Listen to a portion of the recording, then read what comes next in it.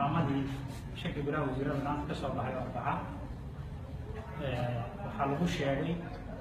go'aamada ay gaareen inay u cusbadeen heshiisyo dowladdii hore ee Soomaaliya wasiirro ka mid ah ay saxiixeen siday sheegeen aniga aan ku jiro wasiiradii magaca waxaan rabaa marka arrintaas inaan ummadda Soomaaliyeed la wadaago sidii ay ahayd iyo sharciyada ay cuskadeen sida ay tahay ayaan rabaa inaan ummadda la wadaago midda koowaad waxay tahay heshiiska wuxuu ka koobnaa 8 qodob waxaana la galay bishii May ee sanadkii 2015 wuxuuna quseeyey colaad ka dhacday dhulkan Soomaalidu ay wada degan tahay labada gobol gobolka Qorraxay maamulka ismaamulka Soomaalida iyo gobolka Galgaduud maamulka Galmudug colaadu dabcan ay ka qaraxday oo horseed ka ahaa ciidamada liiw booliska loo yaqaano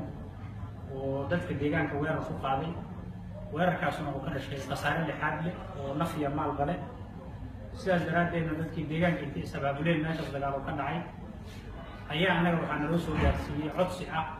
colaada meeshaas ka jirta inaan daminno oo horseed aan noqono annagoo marka ka turjumayna sidii colaadaas u istaagi lahayd ayaa aniga iyo gudoomiyaha gobolka Galgaduud iyo ugaaska oo beesha aniga ka soo jeedo ugaaskeeda ah iyo odayaal aan isla socda ayaan qaabkeeda waxaan ku tagnay magaalada Jigjiga sidii colaadaas loo joojin waxaan meeshaas kula kulannay maamulka Cabdi Maxamed Umar oo hogaaminayay iyo saraakiil Ethiopian iyo wararka socda wasaaradda arrimaha dibadda Ethiopia wada hadal dheer kadib oo meeshaas aan ku galnay oo la isku sheegay wixii meesha ka dhacay iyo dhibaatada dadka deegaanka gaartay ayaa waxay ka soo baxeen qodobadaas qodobadu marka dhammaantood sideedda waxay wada quseeyeen colaadda meeshaas ka dhacday sidii loo dami lahaa waxyaabihii sababa sidii loo xallin lahaa iyo deegaankaas inaysan ka dhicin dhibaato kale oo intaas ka sii baaxad weyn qaabka annagu meesha aan ku tagnana qaab beeleed oo ay quseeyday qaybta Soomaaliya gaar ahaan qaybta Galgaduud gobolka Galgaduud dadkii ka soo jeeday ayaan heshiiska aniga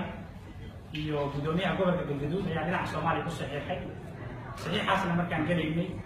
xukuumadana wakiil uga maanahay dowladda Soomaaliyeed oo nafirsatay oo noo garan ma sii jirin laakiin maadaama labada nabad ay ku sayday